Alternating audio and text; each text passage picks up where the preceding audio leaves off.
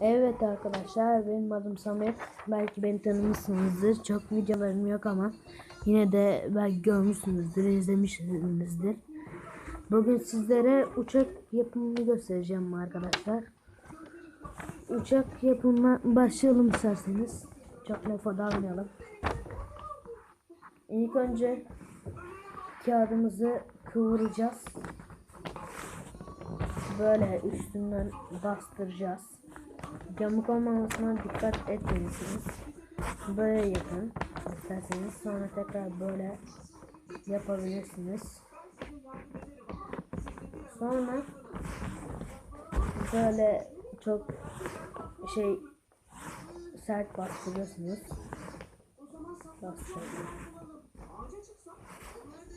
Saçımı yapayım şimdi. Sonra arkadaşlar böyle kıvırıyorsunuz.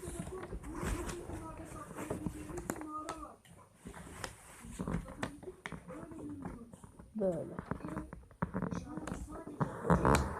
Ve bastırıyoruz.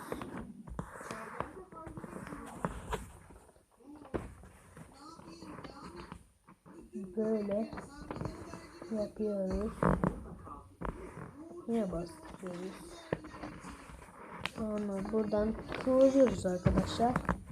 Kıvırdıktan sonra bu tarafa geçince burayı da kıvırıyoruz.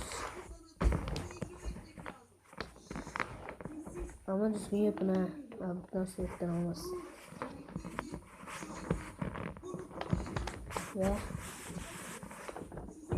yine bastım.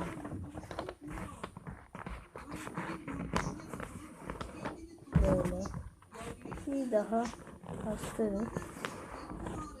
Ucunun iyi olmasına dikkat edin. Böyle.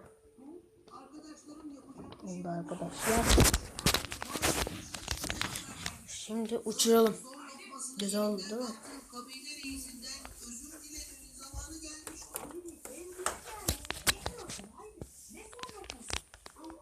Başlıyoruz.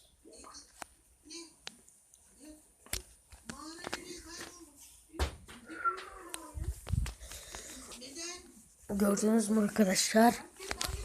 Çok güzel uçuyor. Siz de bence denemelisiniz. Çok güzel. Ve benden bu kadarlık. Başka kağıtla yapılan şeyler de yapacağım. Ve görüşürüz.